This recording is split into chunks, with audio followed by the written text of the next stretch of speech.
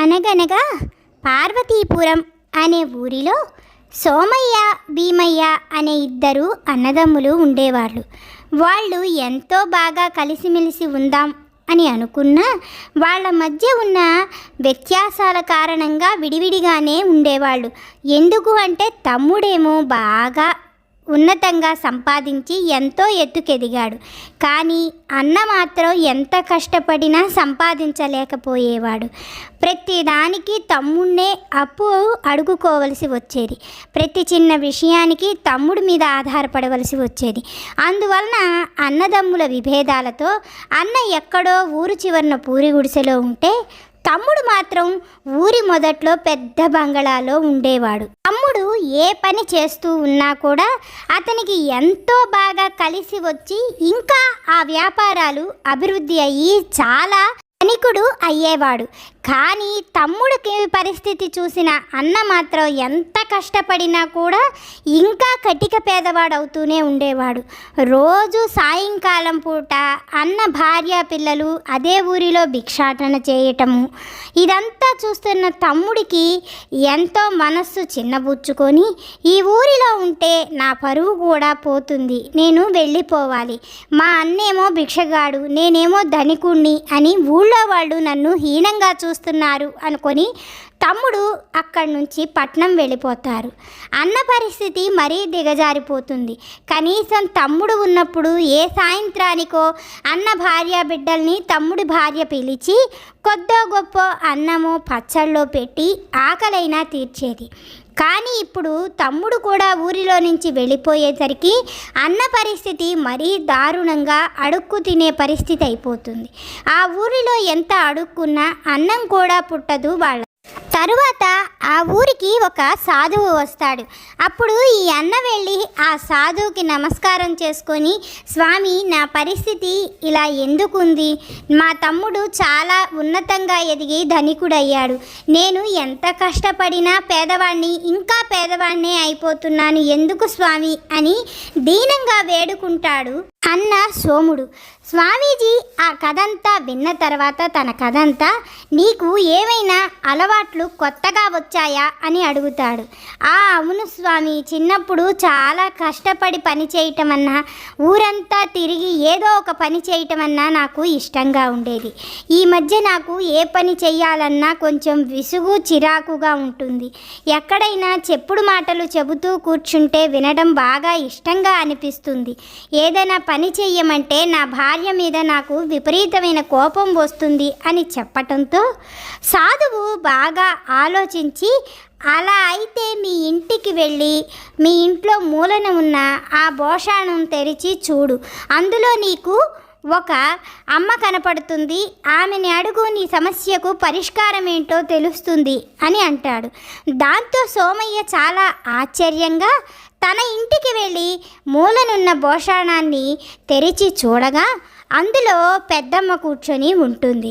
ఆమెని బయటికి పిలిచి, పెద్దమ్మ ఎవరు నువ్వు, ఎందుకు ఇక్కడ కూర్చున్నావు అని అడుగుతాడు సోమయ్య.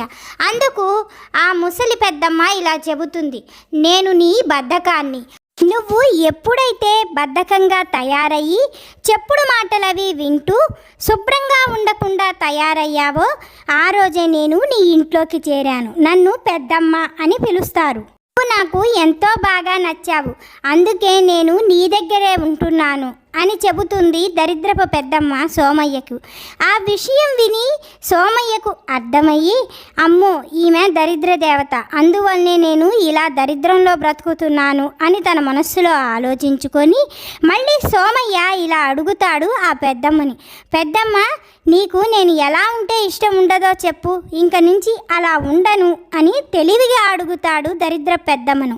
అందుకు దరిద్ర పెద్దమ్మ సోమయ్యకు ఇలా చెబుతుంది, శుభ్రంగా పొద్దున్నే స్నానం చేసి దీపారాధన చేసి పొలానికి వెళ్ళి పని చేసి వచ్చేవాళ్ళంటే నాకు అస్సలు ఇష్టం ఉండదు, భార్యను ప్రేమగా చూసుకునే వాళ్ళన్నా నాకు ఇష్టం ఉండదు, ఎప్పుడూ ఇరుగు పొరుగు వాళ్ళతో గొడవలు పెట్టుకుంటూ శుచి శుభ్రత లేకుండా పాచిపళ్ళు వేసుకొని తిరిగే వాళ్ళంటే నాకు ఎంతో ఇష్టం, నువ్వు అలా ఉన్నావు కాబట్టే నేను నీ దగ్గరే ఉన్నాను సోమయ్య, నన్ను నువ్వు వదిలిపెట్టి ఎక్కడికి వెళ్ళవు కదా అని అడుగుతుంది దరిద్రపు దేవత పెద్దమ్మ.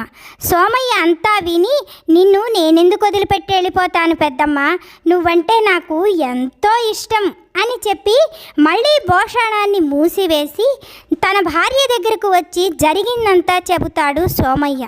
దాంతో భార్య పరిస్థితి అర్థం చేసుకొని, అలా అయితే నేను చెప్పిన ఉపాయం చెయ్యండి అని చెప్పి పొద్దున్నే సోమయ్యను శివాలయానికి పంపించి స్నానం చేయించి విభూది పెట్టిన తర్వాత శివయ్యకు ప్రదక్షిణలు చేసుకొని వచ్చిన తర్వాత ఒక ఉపాయం చెబుతుంది.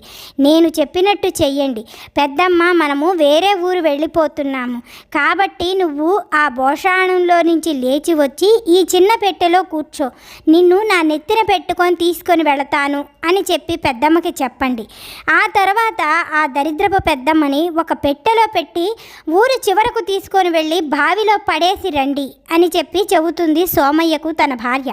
ఈ ఆలోచన ఎంతో నచ్చటంతో సోమయ్య అలాగే ఉదయాన్నే లేచి శివాలయానికి వెళ్ళి భక్తిగా ప్రదక్షిణలు చేసి తన దరిద్రాన్ని వదిలించమని ఈశ్వరుణ్ణి ప్రార్థన చేసుకొని ఇంటికి వచ్చి భార్య చెప్పినట్టుగానే భోషాణంలో ఉన్న పెద్దమ్మ దగ్గరకు ఒక చిన్న పెట్టెను తీసుకొని వెళతాడు. ఆ పెట్టె చూసిన పెద్దమ్మ ఇలా అడుగుతుంది, ఎందుకు సోమయ్య ఈ పెట్టెను తీసుకొని వచ్చావు అని. అందుకు సోమయ్య ఇలా అంటాడు, అమ్మా, నేను ఈ ఊరి వదిలి వెళ్ళిపోవాలనుకుంటున్నాను. వేరే ఊళ్ళో నిన్ను పెట్టుకొని అడుక్కొని తిని బ్రతుకుతాను. నేను నిన్ను వదిలిపెట్టాను, అందుకని నేను వేరే ఊరు వెళుతూ నిన్ను కూడా తీసుకువెళ్ళిపోదాము అని అడుగుతున్నాను. నువ్వు వస్తావా పెద్దమ్మ అని అడుగుతాడు. అందుకు పెద్దమ్మ ఎంతో సంతోషించి, అలాగే సోమయ్య, నేను కూడా వస్తాను అని వెళ్ళి ఆ పెట్టెలో కూర్చుంటుంది. అంతే, సోమయ్య వెంటనే అక్కడ పక్కనే ఉన్న తాళం తీసి ఆ పెట్టెకు వేసేసి గబగబా నడుచుకుంటూ ఊరు చివరికి వెళ్ళిపోయి ఊరు చివరన ఉన్న బావిలో ఆ దరిద్రపు పెద్దమ్మను పడేసి వస్తాడు.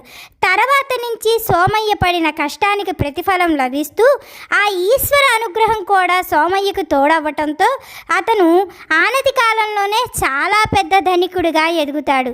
ఈ విషయం ఆ నోటా ఈ నోటా విన్న భీమయ్యకు తెలిసి తన అన్న కూడా తనలాగా ధనికుడయ్యాడు అని విని భార్యా పిల్లల్ని తీసుకొని భీమయ్య అన్న దగ్గరకు వస్తాడు. అది నిజమా కాదా తెలుసుకుందాము, లేదా ఊరిలోని వాళ్ళు ఎవరైనా అబద్ధం చెబుతున్నారేమో అని తెలుసుకోవడం కోసం సోమయ్య దగ్గరకు వచ్చి చూసిన భీమయ్య కళ్ళు చెదిరిపోతాయి.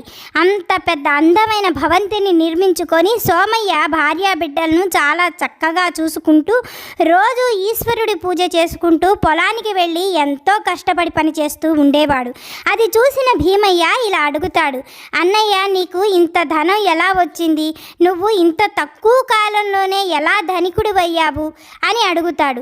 అందుకు సోమయ్య ఇలా చెబుతాడు, మన ఇంట్లో దరిద్ర పెద్దమ్మ ఉందిరా ఇన్నాళ్ళు, అందువల్లనే నేను ఏ పని చేసినా నాకు కలిసి రాలేదు. అందువలన నాకు ఒక సాధువు చెప్పిన ప్రకారం ఆ పెద్దమ్మను తీసుకొని వెళ్ళి ఊరు చివర బావిలో వదిలేసి వచ్చాను. ఆ రోజు నుంచి నేను ఏ పని చేసినా నాకు బాగా కలిసి వస్తుంది అని చెప్పటంతో భీమయ్య చాలా కుళ్ళుకుంటాడు. అన్న అలాంటి ధనికమైన స్థితిలో ఉండటం చూసి భీమయ్యకు ఎందుకో నచ్చదు. అప్పుడు ఇలా అడుగుతాడు, మళ్ళీ ఇవన్నీ ఎప్పుడు పోతాయన్నయ్య? ఇలా డబ్బు అవి పోయి మళ్ళీ నువ్వు దరిద్రంలోకి వెళ్ళిపోతావా అని అడిగితే అప్పుడు సోమయ్య ఇలా అంటాడు, మళ్ళీ ఆ దరిద్ర పెద్దమ్మ నా నెత్తి మీదకు వస్తే నా ఆస్తులన్నీ పోయి నేను దరిద్రంగానే తయారవుతానురా, ఇప్పుడు ఆ విషయాలు ఎందుకులే అని మాట దాటివేస్తాడు. కానీ భీమయ్య మనస్సులో ఇలా సంతోషిస్తాడు, మళ్ళీ ఆ దరిద్ర పెద్దమ్మను ఎక్కడున్నా తెచ్చి అన్నకిచ్చెయ్యాలి అని అనుకొని, సరే అన్నయ్య, ఇప్పుడు ఆ మాటలు ఎందుకులే అన్నయ్య అని అప్పటికి ఆ విషయాన్ని వదిలేస్తాడు. కానీ భీమయ్య మనసులో ఇలా ఆలోచిస్తూనే ఉంటాడు, ఎప్పుడు రాత్రి అవుతుందో నేను తొందరగా వెళ్ళి ఆ దరిద్ర పెద్దమ్మను అన్నయ్య ఏ బావిలో పడేశాడో చూసి వెతికి తీసుకొని రావాలి అని తాడు తీసుకొని భీమయ్య ఊరు చివరికి బయలుదేరతారు. అలా ఊరు చివరి దాకా వెతుక్కుంటూ వెళ్ళిన భీమయ్యకు ఊరు చివరిన ఒక పాడుబడిన బావి కనపడుతుంది. అందులోకి తొంగి చూడగానే తన అన్న చెప్పిన ఆనవాళ్లున్న పెట్టె ఒకటి కనపడుతుంది. భీమయ్య ఎంతో సంతోషించి బావిలోకి దిగి ఆ పెట్టెను పైకి తీసుకొని వచ్చి దానికున్న తాళం పగలగొట్టి మూతను తీస్తాడు. దాంతో పెద్దమ్మ ఊపిరి పీల్చుకొని బయటికి వచ్చి, ఎవరు నువ్వు, ఎందుకు నన్ను బయటికి తీశావు అని అడుగుతుంది. దానికి భీమయ్య ఇలా తన అన్న తనను మూట కట్టి బావిలో పడేయటం, తను తమ్ముడై ఉండి ఈమెను బయటకు తీయటం అన్నీ చెబుతాడు. దాంతో పెద్దమ్మ ఇలా అంటుంది, నేను ఇంక నుంచి నీ అన్న ఇంటికి వెళ్ళను. అతను నాకు నచ్చలేదు. ఎన్నో సంవత్సరాలు నాతో స్నేహం చేసి నాతో ఉండి కూడా నీ అన్న నన్ను నిర్దాక్షిణ్యంగా ఈ బావిలో పడేశాడు. నీకు నాకు సంబంధం లేకపోయినా నువ్వు నన్ను ఈ బావిలో నుంచి తీశావు. నీ అన్న బాగుపడితే నీవు చూడలేకపోయావు. నీ అన్న అన్ని రోజులు ఊరిలో ఉన్నా కూడా ఒక్కరోజు కూడా నీ అన్న మీద కనికరం చూపించలేదు. మీ ఇద్దరూ ఎప్పుడూ ప్రేమగా లేరు, కాబట్టి నాకు నువ్వంటేనే ఇష్టం అని అంటుంది. దాంతో భీమయ్య భయపడిపోయి, అమ్మో ఈ దరిద్ర పెద్దమ్మ నాకెక్కడ తగులుకుంటుందో అని అనుకొని, కాదు కాదు నువ్వు అన్నవాళ్ళ ఇంటికే ఎళ్ళు పెద్దమ్మ, నీకు అన్నయ్య అంటే ఇష్టం కదా అని అంటాడు. కానీ దరిద్ర పెద్దమ్మ మాత్రం వద్దు వద్దు నాకు నువ్వే కావాలి అని చెప్పి భీమయ్య చెబుతున్నా వినిపించుకోకుండా భీమయ్య నెత్తి మీద కూర్చొని వెనకాలే వస్తుంది పెద్దమ్మ. అలా నెత్తి మీద కూర్చొని భీమయ్య ఇంటికి చేరుతుంది పెద్దమ్మ. ఆ రోజు నుంచి భీమయ్య ఏ పని చేసినా కలిసి రాకపోవటం, అతనికి ఎక్కడ చూసినా అప్పులు ఆస్తి నష్టాలు జరగటంతో భీమయ్య చాలా దరిద్రంగా తయారవుతాడు.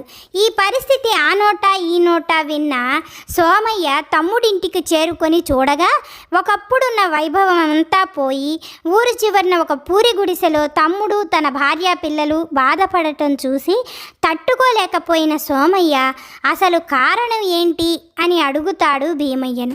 భీమయ్య జరిగిందంతా చెప్పి కళ్ళనీళ్లు పెట్టుకొని అన్నను క్షమాపణ అడుగుతాడు. దాంతో సోమయ్య బాగా ఆలోచించి, అలా నేను చెప్పినట్టు చెయ్యి అని రెండో రోజు తమ్ముణ్ణి బలవంతంగా నిద్రలేపి శివాలయానికి తీసుకుని వెళ్ళి త్రిపుండ్రాలు ధరించి అంగప్రదక్షిణలు చేయించి ఆ ఊరిలోని ఇల్లు ఖాళీ చేయించి అన్న ఉండే ఇంటికి తీసుకొని వస్తాడు. అన్న ఉండే ఇంట్లో దరిద్ర పెద్దమ్మ ఉండలేక తమ్ముణ్ణి కూడా వదిలేసి దరిద్ర పెద్దమ్మ వెళ్ళిపోతుంది. ఇది చూసిన అన్న చాలా సంతోషించి మళ్ళీ ఆ పెట్టెను తీసుకొని వెళ్ళి అందులోకి వెళ్ళిపోయిన పెద్దమ్మను తాళం వేసి మూసేసి ఆ పెట్టెను తీసుకెళ్ళి ఊరి చివరిన బావిలో వేస్తాడు. ఆ తర్వాత నుంచి భీమయ్య కూడా మళ్ళీ పుంజుకొని మంచి ధనవంతుడవుతాడు. ఆ రోజు నుంచి ఇంకా ఎప్పుడూ అన్నా తమ్ములు గొడవ ఆడుకోకుండా ఇద్దరు ఎంతో బాగా కలిసిమెలిసి ఉంటూ అన్నాదమ్ములంటే ఇలాగే ఉండాలి అనుకునేట్టుగా ప్రవర్తిస్తారు ఆ ఊరిలోని వాళ్ళు.